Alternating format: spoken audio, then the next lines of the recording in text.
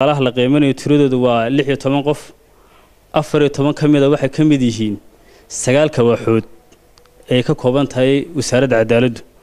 haddii xarunta tahay iyo haddii gobolada tahay iyo waxa ku jira labo dadka kale in naga shaqeeya haddii yihiin security-ga oo ciidamada ay kamid yihiin asluubtu kullee shaqaalaha waxa lagu qiimeeyo dhowr qodob bay haayeen guud ahaan shaqaaluhu way wada wanaagsaneen sanadkaas laakiin haddana waxa jira priority iyo in qofka la yiraahdo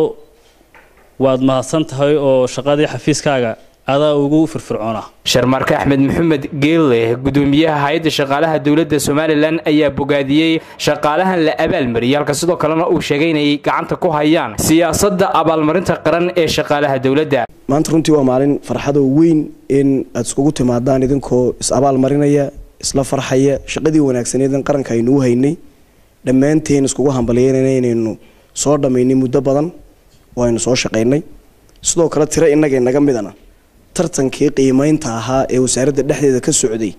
aad u garateen inay yihiin dadka idinku horeeya mudan inaydan u hambalyeysaan anagoo hay'adda shaqaalaha dawladda aad baan ugu faraxsanahay runtii waan ka xumaadaa waan ka naxay marka lagu yeero shaqaale anshax marintiisa laakiin marka la shaqaale noo wanaagsanaaday abaalmarintoodii noogu kaalay shaqo walboon hayna runtii waan ka nimaadnaa waan ku faraxsanahay runtii bixi doonta siyaasadda abaalmarinta qaranka iyadu shuruudo leh oo waxa la abuuri doonaa guddida abaalmarinta qaranka hadda waxay noo abuureen guddida anshax marinta wasaaradda walba waxa laga dhax sameyn doonaa guddida abaalmarinta wasaaradda oo u soo report celin doonaan guddida abaalmarinta qaranka hay'adda shaqaalaha dawladda dhex fadhida si waxaynu isku qiimeynaa u noqdo wax cabir cad leh oo saacadaha shaqada oo kaliya ahayn ilaa 8 meelood in la iska qiimeeyo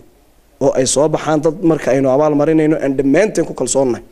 inay yihiin dadkii noogu sareeyay Cabdiqali Maxamuud Caatay iyo Fariid wasiirka wasaaradda cadaaladda Jamhuuriyadda Soomaaliland ayaa halkaasi erey ka jeediyay waxay soo galeen 7 waxay ka baxaan wasaaradda cadaaladda koodiya barka marka haddaan wasaaradda cadaalad ahaan soo qaadnana